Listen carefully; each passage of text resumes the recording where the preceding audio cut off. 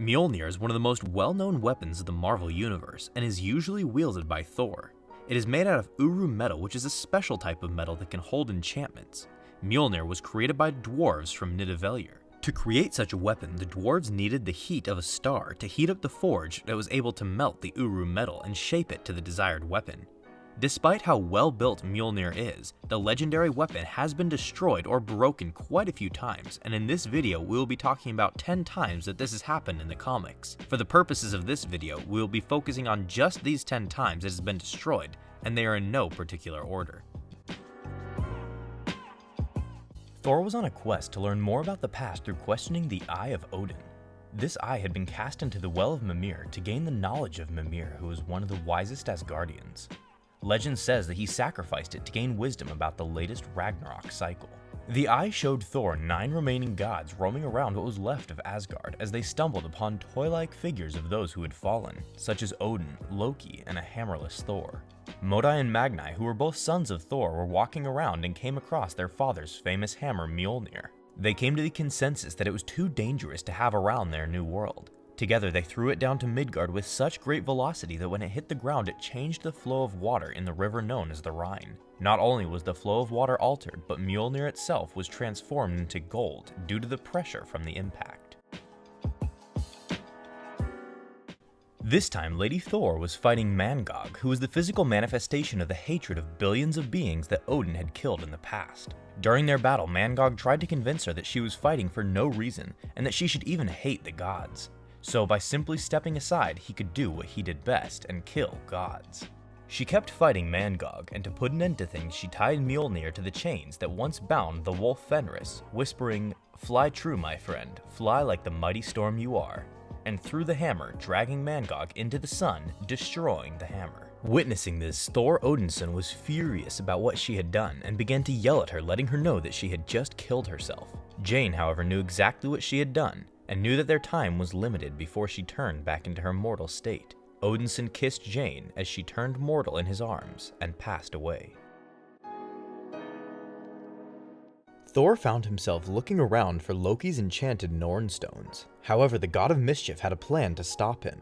Nearby, there was a greedy Norse artifact collector who had been manipulated by Loki, leading him to find Thor. He then used sleeping darts to knock out Thor and brought him back to his camp, tying him up hoping that he could pawn him off for some money.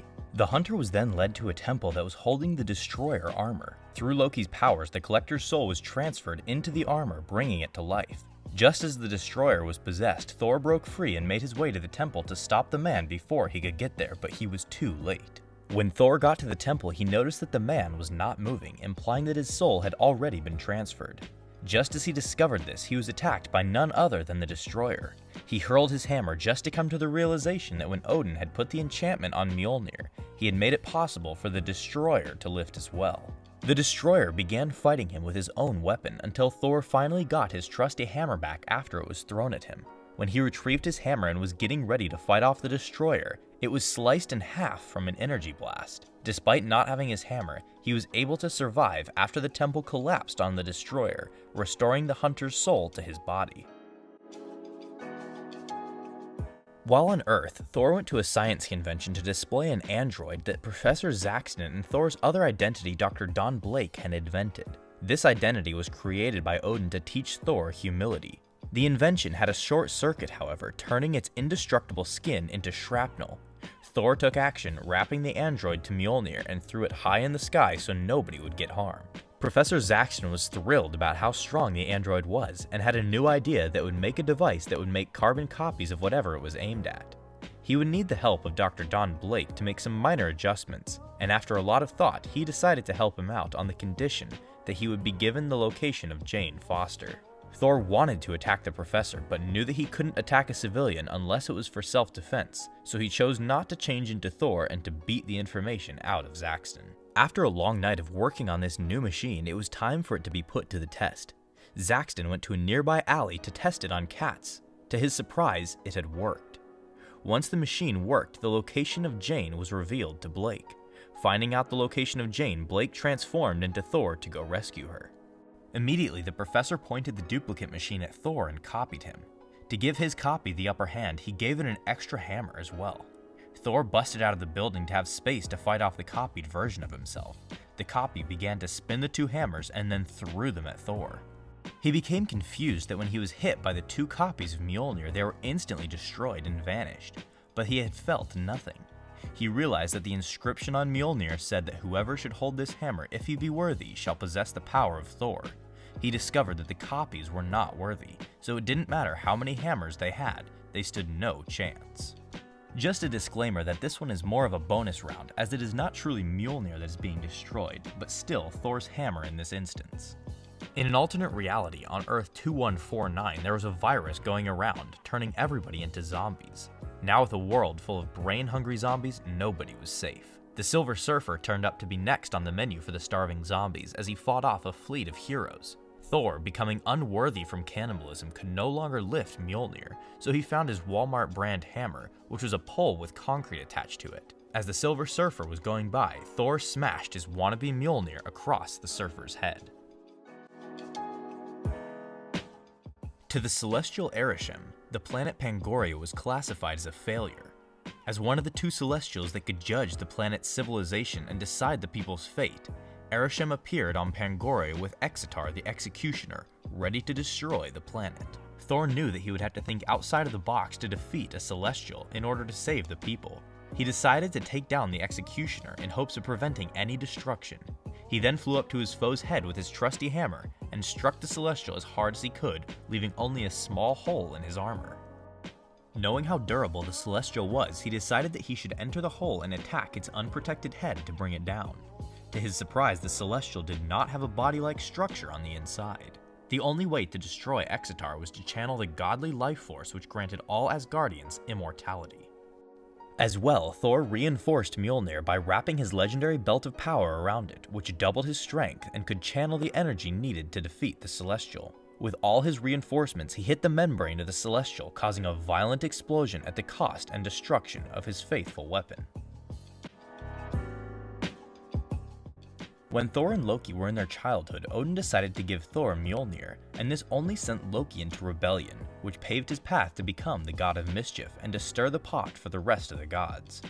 While looking back in time, Loki was able to find the mold for Mjolnir, and devised an evil plot to get back at the gods and become ruler over all. When Loki and his followers showed up to confront Thor, they had multiple hammers made out of the Mjolnir mold, but did not possess the enchantment that was placed on Thor's by Odin. One of Loki's followers, Ulik, who was a war-driven troll, and Fenris the wolf, jumped down from their ship and struck Thor and his hammer, Mjolnir, which caused a big explosion that sent everyone flying back injured. In the midst of the explosion, Lady Sif lost her arm. This brought Thor to the breaking point, and he went to destroy the two foes. Heimer the Giant jumped in to stop Thor as all the hammers collided at once, causing an even larger explosion that destroyed the one true Mjolnir. At another time, Odin sent a scout named Lonkar to explore beyond the Nine Realms. Lonkar found Narcissan, a city of gods which seemed to be the polar opposite of Asgard, full of darkness. While exploring the planet, he was attacked by a dark god named Sauron. Fortunately, Lonkar was one of Asgard's greatest warriors, and he was able to slay Sauron. Another dark god named Parakeus let Lonkar go so that he could warn Odin about the war which was about to come to Asgard. The war began between the two with heavy casualties on both sides, though the dark gods came out on top. Odin was given the opportunity to join the dark gods so that his sons could live, but declined the offer and was willing to fight to the death. Thor threw his father a spear, giving him the motivation to push himself to defeat them. Odin then banished the dark gods to the furthest reaches of the universe. Later, while away from Asgard, Thor was told that the dark gods had escaped and were holding Odin as a prisoner. Thor arrived in Asgard to find that not only Odin but Baldur and Sif were beaten and held captive. Parakeus was then given the opportunity to go head-to-head with Thor. Parakeus began by sending an energy blast at Thor, but it wasn't enough to hold back the god of thunder. Thor threw Mjolnir at the dark god, but it was simply sliced in two by his scythe. Loki, the god of mischief, was back at it in an attempt to bring the downfall of his brother Thor. This time by bringing back his grandfather Bor to New York with an enchanting spell that made Bor see everyone and everything as a demon, which put him on edge, ready to cause mass destruction. When Thor arrived at the scene to stop the menace, he noticed that he was wearing Asgardian clothing and beckoned that he came in peace. This didn't stop Bor whatsoever as he began to charge at Thor. When the two collided, they were both astonished by the other's power. Thor realized that he was hit by the power of a god because no mortal could have survived such a hit. Bor thought that Thor had stolen the power of his son Odin, which only made him want to avenge his son even more. The two went back and forth, landing significant blows. When Bor was down, Thor threw his hammer at him, but was in awe when his hammer was stopped in its tracks by Bor. Thor eventually had enough and unleashed his full power and potential and struck Bor, bringing about the death of his ancestor along with the destruction of Mjolnir.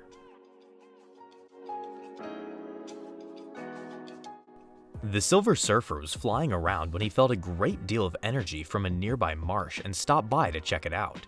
He stumbled upon a peculiar wand, but it didn't grant him any added abilities or powers, so he tossed it back on the ground where he had found it. When the wand hit the ground, the Molecule Man began to transform from the substance of the earth. Molecule Man wanted to know who the Silver Surfer was because of the surfer's energy that was detected when the Molecule Man was still within the wand. When the Silver Surfer talked about Galactus, that sparked the Molecule Man's interest and he wanted to hear his origin story. Upon learning of Galactus the World Eater, he now knew what he should do with his molecular powers. He was going to eat the planet. The Silver Surfer tried to stop him, but was imprisoned with rubble from the ground. The Silver Surfer's board began flying all over Manhattan to find the Fantastic Four, when a couple of the Avengers noticed the board and realized that the Fantastic Four were away at the time, so they decided to investigate it themselves. They followed the board back to the Silver Surfer and freed him. Thor, Iron Man, Captain America, Tigra, and the Silver Surfer made their way to stop Molecule Man. In response, he vaporized Thor's hammer, Captain America's shield, Iron Man's suit, and the Surfer's board. So that was 10 times that Thor's mighty, almost indestructible hammer was destroyed, changed, vanished, or otherwise done away with. Let us know in the comments below which one was your favorite, or if there was another time that Mjolnir met its end that we didn't cover today. Be sure to subscribe and like this video as well, and as always, have a marvelous day.